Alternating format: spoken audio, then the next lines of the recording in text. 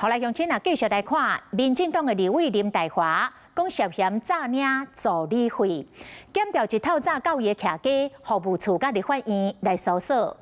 林岱华服务处发出着声明，讲做8任立委的期间，拢是遵守法规，相关的费用嘛拢符合规定。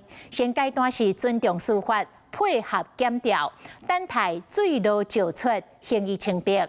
再起，林岱华要行入去调查局南部工作站进前，手提白纸向镜头画讲司法干涉初选。政治干预司法，司法干预初选，政治干预司法。民进党立委林岱华涉嫌助理费的案件，进入南机站前，面对镜头提白纸大声画出伊的不满。坐一下，不好意思哦，来，谢谢。来，我们旁边哦，谢谢。另外一名检调兵分道路，透早几组人员前往立法院服务处，甲林岱华徛家进行搜索。他7点就来，7点多就来，他就堵在那里。看起来像警察吗？不是，是便衣的，还在里面。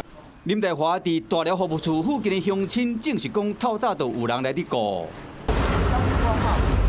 任务服务处的工作人员嘛是出入入，外口停几啊台车，陆续有人出入。不过面对记者的问，拢无加讲。到韩国，我真的是非常的寒心呐。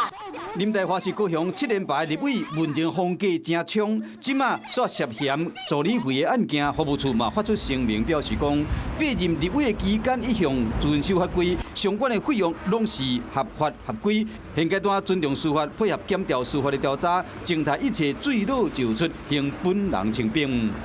这个我想尊重司法了哈对于具体的这个个案，我们也希望说检方勿枉勿纵尽速厘清真相。其实林岱华嘛积极伫布局党内2026年高雄市长的初选，伊的民调一直拢保持伫真大班。检调这摆搜索行动，敢会影响到伊的选情，有待观察。